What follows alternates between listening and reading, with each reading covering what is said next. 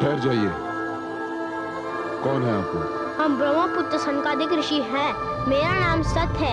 यह है सनंदन, सनत और शौनक।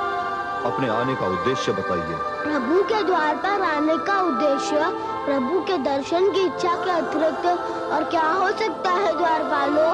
आप अभी उनसे नहीं मिल सकते। क्यों नहीं मिल सकते द्वारपालों? प्रभु अभी विश्राम कर रहे हैं। कैसी बातें करते हो द्वारपाल? ईश्वर और विश्राम? ईश्वर कभी विश्राम नहीं करते। यदि ईश्वर विश्राम करने लगे तो सृष्टि का सारा काम का ठप हो जाएगा। तुम हमें जाने दो। विचित्र प्राणी हैं आप। एक बार आपसे कह दिया कि आप अभी उनसे नहीं मिल सकते, तो आप लौट क्यों नहीं जाते? हे द्वारपालों, हम तुमसे विनती करते हैं कि हमें अपने लक्ष्मी नारायण के दर्शन के लिए भीतर जाने दो। हम बहुत दूर से उनके दर्शन को आए हैं। एक बार कह दिया कि अभी आप उनके पास नहीं जा सकते, तो फिर हट क्यों कर रहे हैं?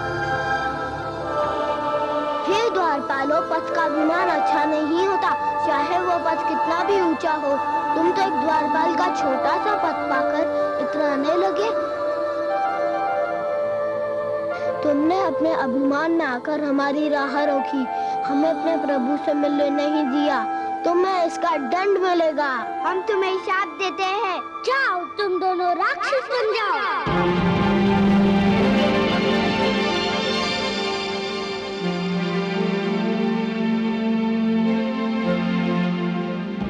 हे ऋषिगण, विष्णु लोक में आपका स्वागत है। हे प्रभु, इन ऋषियों ने हमें श्राप दे दिया। हम तो केवल अपने कर्तव्य का पालन कर रहे थे प्रभु। कर्तव्य पालन? कर्तव्य पालन का अर्थ यह तो नहीं कि आप मेरे और मेरे भक्तों के बीच दीवार बन जाएं। आप दोनों से घोर अपराध हुआ है और इस अपराध का दंड तो मिलना ही था। हे जय, हे विजय, जिस प्रकार वृक्ष और उसकी जड़ का नाता कोई नहीं तोड़ सकता, उसी प्रकार मेरे और मेरे दर्शनाभिलाषी के बीच कोई नहीं आ सकता। मेरे दर्शनार्थी मेरी संपत्ति हैं जय, और स्वयं मैं उनकी संपत्ति हूं। हम दोनों का एक दूजे पर समान अधिकार है। जब भी कोई ईश्वर और भक्त के बीच आने का प्रयास करेगा, किसी न किसी रूप में अवश्य दंड पाएगा।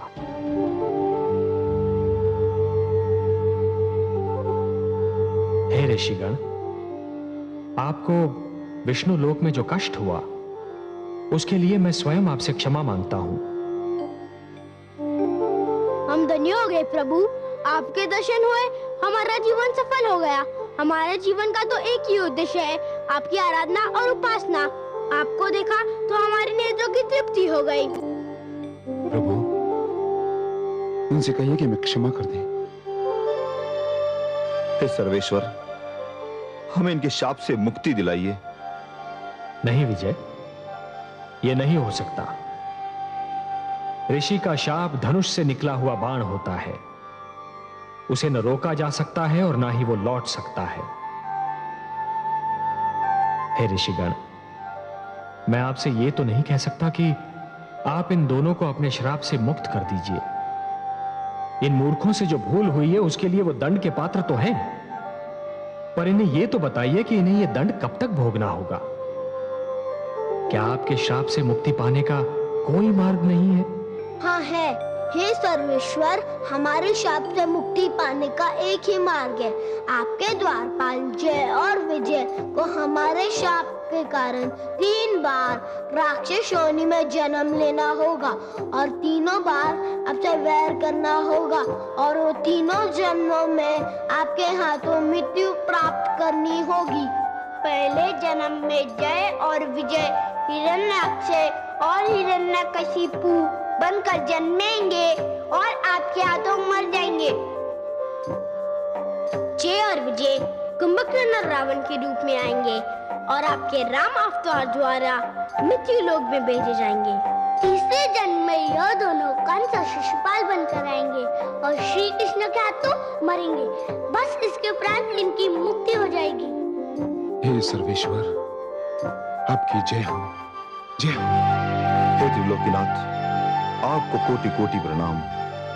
हे ऋषिगण, आपका श्राप हमारे सिर माथे पर। हम आपका श्राप सिर झुकाकर स्वीकार करते हैं। और मुक्ति मार्ग की खोज में निकलते हैं